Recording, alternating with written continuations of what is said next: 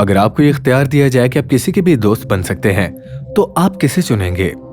क्या मैंने ये शर्त रखी थी कि वो जिंदा शख्स होना चाहिए? जी हाँ, शर्त यही है कि वो जिंदा हो। आप किसी भी जिंदा इंसान के करीबी दोस्त बन सकते हैं। आप किसे चुनेंगे? कोई मशहूर खिलाड़ी, कोई फिल्म स्टार, या फिर कोई अरबपति, कोई बादशाह, या फिर कोई सियासी रहनुमा? जानते हैं मैंने किसे चुना? जनाब मसीह, जो आसमान पर खुदा ताला के दाहिने हाथ पर जिंदा है।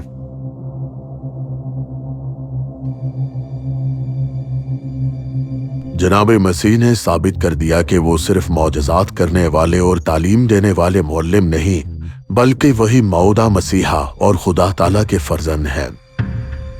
अपनी खिदमत के इब्तदाई दौर में जनाब मसीह की मुलाकात इब्रानी मुअल्लिमीन में से एक निहायत अहम मुअल्लिम से होती है, हजरत निकोदेमस से। हजरत निकोदेमस फौरन समझ लेते हैं कि जनाब मसीह एक मुअल्लिम और रब्बी हैं जो खुदा ताला की तरफ से आए हैं, और ये सब उन्होंने उनकी तालीम से नहीं, उनके निशानात की वजह से माना, जैसे कि बुरी रूहों को निकालना और बहुत से मौजज़ात दिखाए उन्होंने।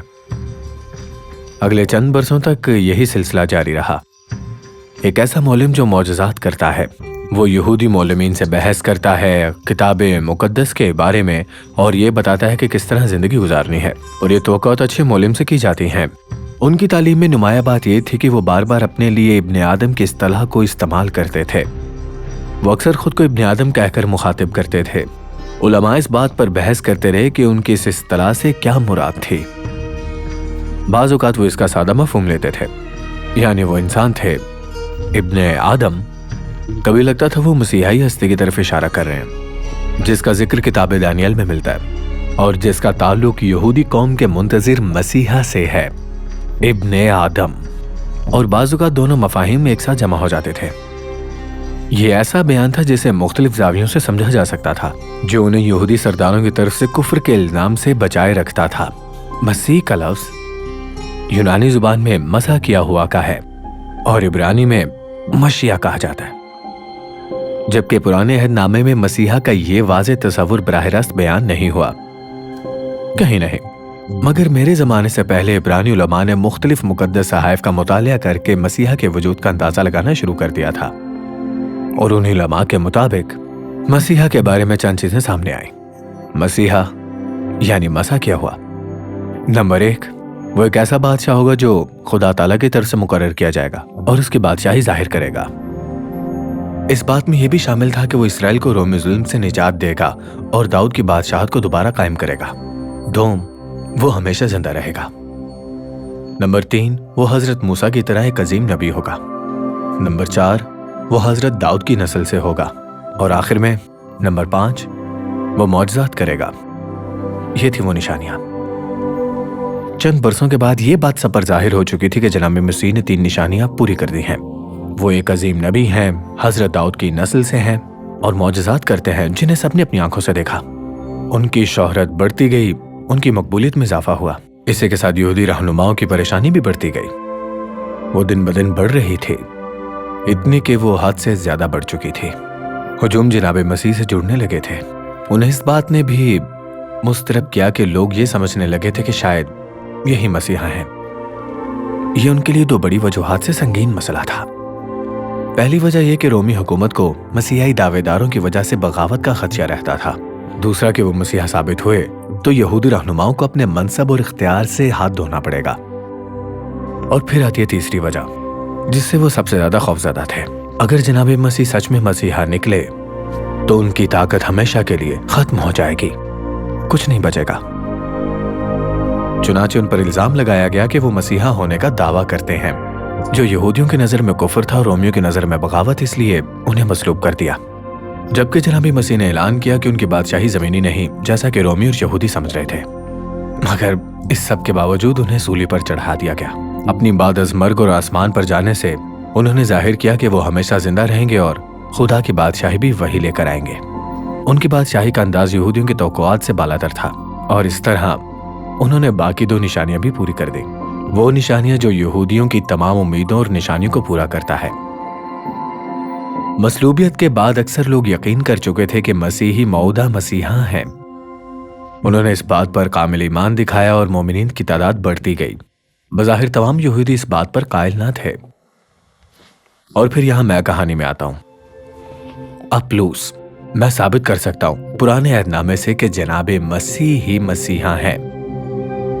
साबित करना एक ऊंचा मयार है, मतलब कि जिन लोगों को मेरी बात से इख्तलाफ है उन्हें भी मेरी बात माननी पड़ेगी, क्योंकि मेरी बात सच्ची है। यह साबित करने के लिए मैंने कभी यूनानी फलसफा इस्तेमाल नहीं किया, सिर्फ पुराने अहदनामे की तहरीरें इस्तेमाल की। मगर अब सन 50 ईस्वी है, मसीहा की वफात के 20 बरस बाद, और तकरीबन तमाम मसीही अब भी यहूदी शरीयत पर अमल कर रहे थे। यरूशलेम की पहली कलीसियाई काउंसिल सन 50 ईस्वी, हमारे रहनुमाओं ने रूहुल कुद्स की रहनुमाई से मसीही ईमान का रुख बदलने का फैसला किया। यह एक बड़ा फैसला था यहूदियों के लिए भी। अब हम यहूदियों की तबलीग करने की बजाय गैर कौमों पर ज्यादा जोर देंगे। ये काम ज्यादातर हजरत पौलुस की तालीम के जरिए हुआ, और जनाब मसीह और रसूलों की तालीमात को इब्रानी में नहीं बल्कि यूनानी में लिखा जाएगा। तब यूनानी गैर कौमी जुबान थी। उस वक्त मसीहियों के पास अपनी बाकायदा कोई किताबी तालीमात ना थी, इसीलिए हमने ये फैसला किया। यह एक बहुत बड़ी तब्दीली थी। दुनिया की कोई और कौम इब्रानी नहीं जानती थी सिवाय यहूदियों के। कोई और कौम पुराने अहदनामे को नहीं जानती थी सिवाय यहूदियों के। कोई भी यहूदी रिवायात को नहीं जानता था और ना ही जनाब मसीह को। गैर कौमों को इब्ने आदम या मसीहा जैसे इस्तिलाही और गहरे अल्फाज का कुछ पता ही नहीं था। जब हजरत पौलुस यहूदियों के सिवा दूसरी कौमों तक दूसरी जुबानों में तालीम देना शुरू करते हैं तो उन्हें अपनी इब्रानी बुनियाद वाली इस्तिलाहात बदलनी पड़ी, और वो ऐसा ही करते हैं जैसा कि उनके मकतूबात में जाहिर है। उनके खतूत तो नए अहदनामे की तकरीबन आधी किताबों पर मुश्तमिल हैं। जब वो जनाब मसीह का जिक्र करते हैं तो आमतौर पर इब्रानी इस्तिलाहात इब्ने आदम या मसीहा इस्तेमाल नहीं करते। वो अक्सर पुराने अहदनामे का हवाला देते हैं, लेकिन ये ज्यादातर उस वक्त होता है जब वो यहूदी सामीन से जुज़वी तौर पर बात कर रहे हों। और फिर कुरान्तियों में कुछ यूं लिखते हैं, हजरत पौलुस फरमाते हैं, मैं सबके लिए सब कुछ बना, मतलब कि किसी ना किसी तरह बास को बचा सकूं। उनका कभी पैगाम नहीं बदला, लेकिन उनकी जुबान, इस्तिलाहात और पैगाम पहुंचाने का तरीका हमेशा बदलता रहा है। ग्रंथियों के नाम उनका पैगाम ये है कि मसीह हमारे गुनाहों के लिए मारे गए, जैसा कि किताब मुकद्दस में है।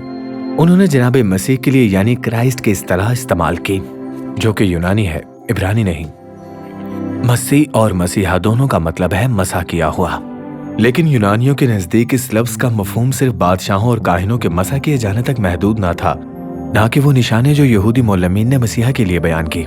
चुनाचे हजरत पौलुस खुदा ताला और उसकी बेशुमार सिफात के बारे में तालीम देते और फिर साबित करते कि जनाब मसीही खुदा के फर्जंद हैं।